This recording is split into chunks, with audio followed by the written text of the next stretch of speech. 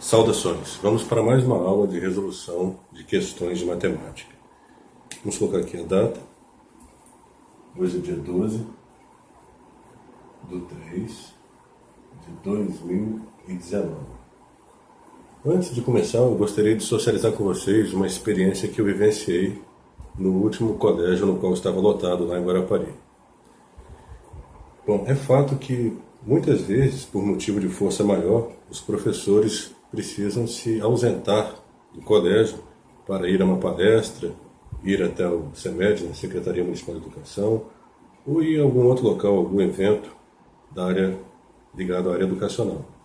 Quando isso ocorre, normalmente as turmas, ou a turma é levada ao laboratório de informática, ou à biblioteca, ou algum outro espaço da escola. Pela regra, isso não poderia acontecer. Mas esta mesma regra tem uma brecha que diz o seguinte: se o pedagogo, o professor de tecnologia e a diretora acordarem, chegarem a um denominador comum de que isso é o melhor para a escola, pode ser feito. E realmente é o melhor, né? O que não pode é a turma os alunos ficarem na sala de aula sozinhos. Isso não pode acontecer de forma alguma. Então eu concordava que a turma fosse para o laboratório. Quando isso ocorria, eu passava algumas questões de matemática, ou uma atividade lúdica, jogo de xadrez, alguma outra atividade educativa, ou permitia que eles utilizassem a internet para pesquisar assuntos relacionados aos trabalhos das demais disciplinas. Quando eu passava questões de matemática, acontecia algo interessante. Você notava na expressão deles que eles não estavam interessados. Eles faziam um sinal de negativo com a cabeça, olhavam para o relógio: professor, falta meia hora para acabar a aula, 20 minutos para o recreio, colabora. Então, quer dizer, não havia interesse. Realmente isso, infelizmente, acontece. A paixão pela matemática, ela vem com o tempo, certo? Eu lançava a mão do seguinte subterfúgio para poder resolver isso aí. Eu passava as questões, deixava a galera reclamando e falava o seguinte: os 3 primeiros que levantarem a mão, vierem ao quadro, vierem à lousa, e resolverem de maneira correta essas questões, explicarem para mim e para a turma, vão ganhar um salgado no horário do intervalo. Um salgado para cada um, financiado pelo professor Paulo, doutor professor Paulo.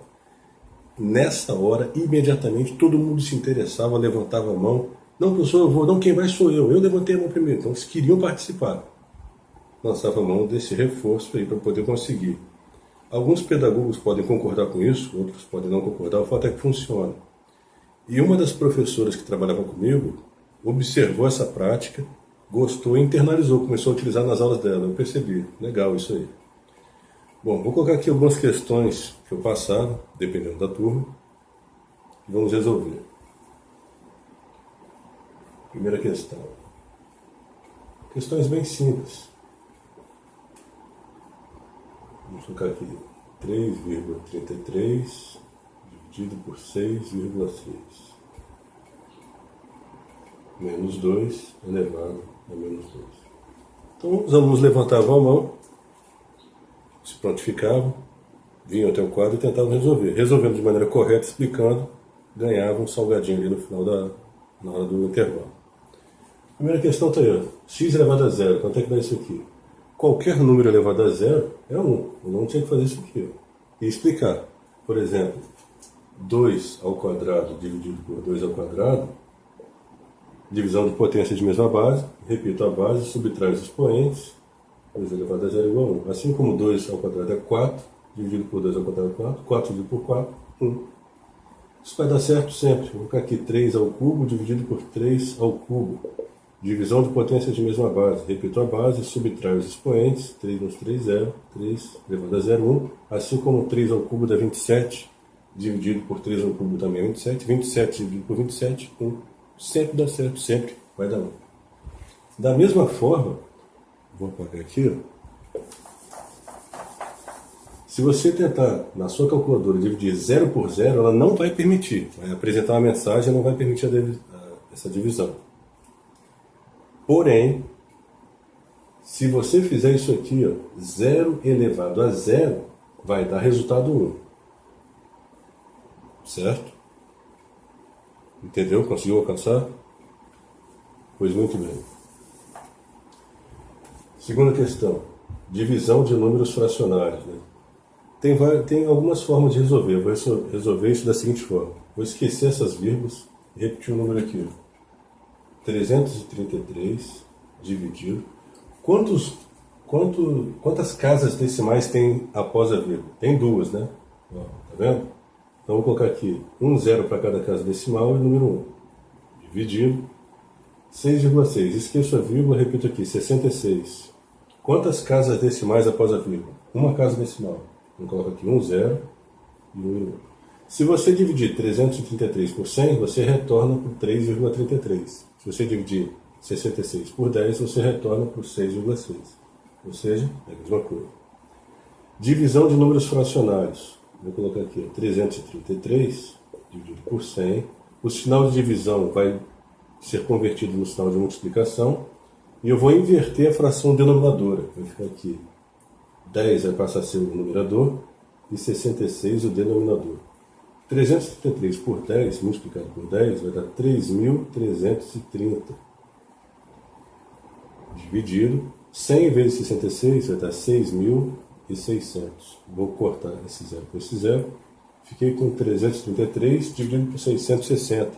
Isso aqui pode ser simplificado por 3. 333 dividido por 3 vai dar 111. 660 dividido por 3, vamos fazer aqui em cima. Dividido por 3. Né? 3 vezes 22, 66 para 66 nada, abaixo 0, 3 nada. Tá, 220. Então foi aqui 220. Vou colocar aqui embaixo. 111 dividido por 220. 111 não dá para dividir por 220, então acrescento um 0 aqui. Um 0 aqui. 1110 dá. 220 vezes quanto que vai dar 1110 o próximo? Vamos tentar o 5. 5 vezes não dá nada, 2 e 5, 10. Vai 1, 2 e 5, 10, 1, 11. 1100. 1100 para 1110, faltou 10. 10 não pode dividir por 220, então acrescento. Eu tenho que colocar o 5 aqui, tá? Esse 5 vem para cá. 5 vezes 220 deu 1100, que para 1110 faltou 10. 10 não pode dividir por 220, então acrescento um 0 aqui. 100 não pode dividir ainda, então acrescento outro 0 aqui e um 0 aqui. Certo? 1000 dá para me dividir. Então, por 5 vai passar. Então vamos fazer por 4. Está aparecendo ali? Tá. 4 vezes nada, 2 vezes 4, 8, 2 vezes 4, 8, 880. Para 1000, falta 120, que não divide por 220. E eu tenho que colocar o 4 aqui, tá vendo? 4 vezes 220 deu 880. Para 1000 faltou 120. 120 não divide por 220. Então acrescento um 0. Certo? 1200 divide. 220 vezes quanto? 220 vezes 5. Tá vendo aqui? Ó? Dá 1100. 1100. 1100 para 200, faltam 100. Opa, voltei lá em cima. 100 não divide por 220, acrescenta outro 0. Voltei, isso aqui vai ficar se repetindo. Isso aqui também. É uma dízima periódica cujo período é 45. Então vamos colocar o resultado aqui. 0,50, 45 e o período é 45. Uma dízima periódica. Terceira e última questão. Menos 2 elevado a menos 2. Quando você tem um expoente negativo, você tem que inverter o número. Aqui embaixo do menos 2 é como se tivesse 1. Menos 2 dividido por 1 é menos 2 mesmo. Então, invertendo isso aí, vai ficar 1 dividido por menos 2.